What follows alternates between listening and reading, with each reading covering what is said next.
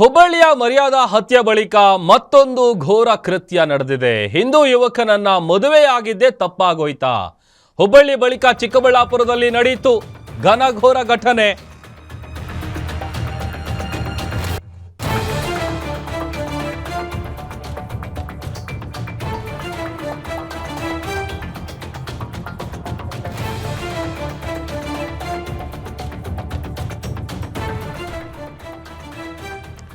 ಹುಬ್ಬಳ್ಳಿ ಬಳಿಕ ಚಿಕ್ಕಬಳ್ಳಾಪುರದಲ್ಲಿ ಘನಘೋರ ಘಟನೆ ನಡೆದಿದೆ. ಹಿಂದೂ ಯುವಕನಿಗೆ ಹುಟ್ಟಿದ ಮಗುವನ್ನ ಅಜ್ಜಿಯೇ ಕೊಂದ್ಲ ಅನ್ನುವಂತ ಅನುಮಾನ ಹುಟ್ಟುಕೊಳ್ತಾ ಇದೆ. ಚೇಳೂರು ಪಟ್ಟಣದ ಪದ್ಮನಾಭ ನಗರದಲ್ಲಿ ಹಸುಗೂಸನ್ನೇ ಕೊಂದಿರುವಂತಹ ಆರೋಪ ಕೇಳಿಬರ್ತಾ ಇದೆ. 40 ದಿನದ ಹಸುಗೂಸನ್ನ ಕೊಲೆಗೈದು ಹೂತ್ ಹಾಕಿದ್ದಾರೆ ಅನ್ನುವಂತ ಆರೋಪ ಇದು. ಅಜ್ಜಿ ಮಹಬೂಬ್ ಬಿ ಮೇಲೆ ಮೃತ ಮಗುವಿನ ತಾಯಿ ಕಂಪ್ಲೇಂಟ್ ಕೊಟ್ಟಿದ್ದಾರೆ. ಚಿಂತಾಮಣಿ ಮೂಲದ ಯುವಕನನ್ನ ಹುಡುಗಿ ಮದುವೆ ಆಗಿದ್ಲು. ಲವ್ ಮ್ಯಾರೇಜ್ ಆಗಿ ಮುಸ್ಲಿಂ ಹುಡುಗಿ ಗರ್ಭಿಣಿಯಾಗಿದ್ಲು. 40 ದಿನದ ಹಿಂದೆ ಆಂಧ್ರದ ಒಂದು ಖಾಸಗಿ ಆಸ್ಪತ್ರೆಯಲ್ಲಿ ಹೆರಿಗೆ ಆಗಿದೆ. ಹೆರಿಗೆ ಬಳಿಕ ಮಗುವನ್ನ ತವರು ಮನೆಯಲ್ಲಿ ಆ ಮಗುವಿನ ತಾಯಿ ಬಿಟ್ಟಿದ್ರು. ಮಗುವನ್ನ ಕೊಂದು ಹೂತ್ ಹಾಕಿದ್ದಾರೆ ಅಂತ ತಾಯಿ ಈಗ ಕಂಪ್ಲೇಂಟ್ ಕೊಟ್ಟಿದ್ದಾರೆ. ಅಜ್ಜಿ ಮಹಬೂಬಿ ಹಾಗೂ ಆಕೆಯ ಮಗನ ವಿರುದ್ಧ ಈ ತರದ ಗಂಭೀರ ಆರೋಪ ಕೇಳಿಬರ್ತಾ ಇದೆ. ಸದ್ಯ ಸ್ಥಳಕ್ಕೆ ಚೇಳೂರು ತಾಲೂಕಿನ ತಹಶೀಲ್ದಾರ್ ಹಾಗೂ ಪೊಲೀಸರು ಭೇಟಿ ಕೊಟ್ಟಿದ್ದಾರೆ. ಗುಂಡಿಯಿಂದ ಮಗುವಿನ ಶವ ಹೊರತೆಗೆದು ಪರಿಶೀಲನೆ ಮಾಡ್ತಾ ಇದ್ದಾರೆ. ಈ ಸಂಬಂಧ ಚೇಳೂರು ಪೊಲೀಸ್ ಠಾಣೆಯಲ್ಲಿ ಕಂಪ್ಲೇಂಟ್ ಕೂಡ ದಾಖಲಾಗಿದೆ. ಹಿಂದೂ ಯುವಕನನ್ನ ಮದುವೆಯಾಗಿದ್ದೇ ತಪ್ಪಾಗೋಯ್ತಾ? ಹುಬ್ಬಳ್ಳಿಯಲ್ಲಿ ಒಂದು ಘಟನೆ ನಡೆದಿತ್ತು, ಅದರ ಬಳಿಕ ಈಗ ಚಿಕ್ಕಬಳ್ಳಾಪುರದಲ್ಲಿ ಘನಘೋರ ಘಟನೆ ನಡೆದಿದೆ. ಇದೇ ಅಜ್ಜಿ ಆ ಮಗುವನ್ನ ಹಸುಗೂಸನ್ನ 40 ದಿನ ಆಗಿತ್ತಷ್ಟೇ, 40 ದಿನದ ಹಸುಗೂಸನ್ನ ಕೊಂದಿದ್ದಾರೆ ಎನ್ನುವಂತ ಆರೋಪವನ್ನ ಆ ತಾಯಿ ಮಾಡ್ತಾ ಇದ್ದಾಳೆ. ರಾಜಪ್ಪ ನಮ್ಮ ಪ್ರತಿನಿಧಿ ಹೆಚ್ಚಿನ ಡೀಟೇಲ್ಸ್ ಅನ್ನ ಕೊಡ್ತಾರೆ. ರಾಜಪ್ಪ, 40 ದಿನದ ಹಿಂದೆ ಆಂಧ್ರದ ಖಾಸಗಿ ಆಸ್ಪತ್ರೆಯಲ್ಲಿ ಹೆರಿಗೆ ಆಗಿತ್ತು, ಆ ಹಸುಗೂಸನ್ನ ಕೊಂದಿದ್ದಾರೆ ಅನ್ನುವಂತ ಆರೋಪ ಕೇಳಿ ಬರ್ತಾ ಇದೆಯಲ್ಲ, ಏನಿದು ಘಟನೆ?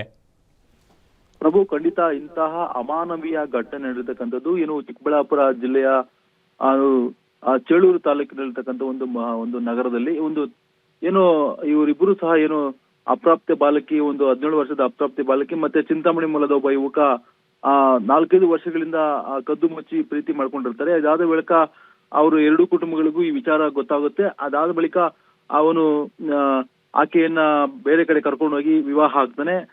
ವಿವಾಹ ಆದ ಬಳಿಕ ಚಿಂತಾಮಣಿ ಇರ್ತಕ್ಕಂಥ ಒಂದು ಇದರಲ್ಲಿ ವಾಸ ಆಗಿರ್ತಾರೆ. ಚಿಂತಾಮಣಿಯಿಂದ ಏನು ಅವರು ಹೋಗೋದು ಬರೋದು ಮಾಡ್ತಾ ಇರ್ತಾನೆ.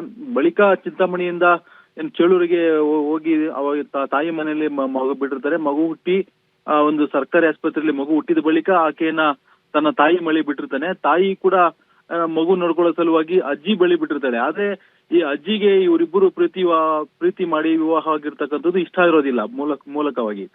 ಆದ್ರೆ ಈ ಒಂದು ದ್ವೇಷವನ್ನೇ ಆಕೆ ತನ್ನ ಹೊಟ್ಟೆಯಲ್ಲಿ ಇಟ್ಕೊಂಡು ಈ ತರ ಒಂದು ಕೃತ್ಯವನ್ನ ಎಸಗಿರ್ತಕ್ಕಂಥದ್ದು. 40 ದಿನಗಳ ಮಗುವನ್ನ ಸ್ನಾನ ಮಾಡಿಸೋ ನೆಪದಲ್ಲಿ ಈಗ ಆಕೆ ಮತ್ತು ಆತ ಮಕ್ಕಳು ಇಬ್ರು ಸೇರಿ ಕೊಲೆ ಮಾಡಿರ್ತಾರೆ ಅಂತಕ್ಕಂಥ ಆರೋಪವನ್ನ ಮಾಡಿದಿರ್ತಕ್ಕಂಥದ್ದು ಒಂದು ಅಪ್ರಾಪ್ತ ಬಾಲಕಿ. ಈಕೆ ಏನು ಈಗ ಆಸೀಫಾ ಏನಿದ್ರೆ ಆಕೆ ಹೋಗಿ ಈಗ ಚೇಳೂರು ಪೊಲೀಸ್ ಠಾಣೆಯಲ್ಲಿ ಪ್ರಕರಣವನ್ನ ದಾಖಲಿಸಿದ್ರೆ ಏನು ತನ್ನ ಅಜ್ಜಿ ಮತ್ತು ಅವರ ಮಕ್ಕಳಿದ್ದಾರೆ ಅವ್ರ ವಿರುದ್ಧ ಇವತ್ತು ಪ್ರಕರಣ ದಾಖಲೆ ಮಾಡಿ ಈಗ ಏನು ರಾಜೇಶ್ ಏನಿದ್ದಾನೆ ಅವನು ಆಕೆ ಪತಿ ಏನು ಅಪ್ರಾಪ್ತ ಬಾಲಕಿಯನ್ನ ಮದುವೆ ಆಗಿದ್ದ ಆತನ ವಿರುದ್ಧವೂ ಸಹ ಪೋಕ್ಸೋ ಕೇಸ್ ದಾಖಲಾಗಿರ್ತಕ್ಕಂಥ. ಯಾಕಂದ್ರೆ ಆಕೆ ಇನ್ನೂ ಅಪ್ರಾಪ್ತಳಾಗಿದ್ರು, ಇನ್ನೂ 17 ವರ್ಷ ದಾಟಿದಿಲ್ಲ. ಹಾಗಾಗಿ ಈಕೆ ಗಂಡ ಏನಿದ್ದಾನೆ ರಾಜೇಶ್ ಆತನ ವಿರುದ್ಧ ಸಹ ಇವತ್ತು ಪೋಕ್ಸೋ ಕೇಸ್ ದಾಖಲಾಗಿರ್ತಕ್ಕಂಥದ್ದು. ಇನ್ನು ಆಕೆ ಏನು ಸಂತ್ರಸ್ತೆ ಏನು ಅಪ್ರಾಪ್ತ ಬಾಲಕಿ ಇದ್ದಾಳೆ, ಆಕೆಯನ್ನ ಈಗ ಚಿಕ್ಕಬಳ್ಳಾಪುರದ ಒಂದು ಬಾಲಕಿಯರ ಒಂದು ತಾಣಕ್ಕೆ ಈಗ ಆಕೆಯನ್ನ ಕಳಿಸಿ ಅಲ್ಲಿ ಆಕೆ ಯೋಗಕ್ಷೇಮವನ್ನು ನೋಡ್ಕೊಳ್ತಕ್ಕಂಥದ್ದು. ಇನ್ನು ಚಿಕ್ಕಬಳ್ಳಾಪುರ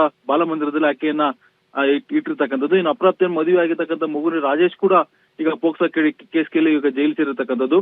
ಇನ್ನು ಈ ಬಗ್ಗೆ ಚೇಳೂರು ಪೊಲೀಸ್ ಠಾಣೆಯಲ್ಲಿ ಕೂಡ ಇನ್ನು ಹೆಚ್ಚಿನ ಒಂದು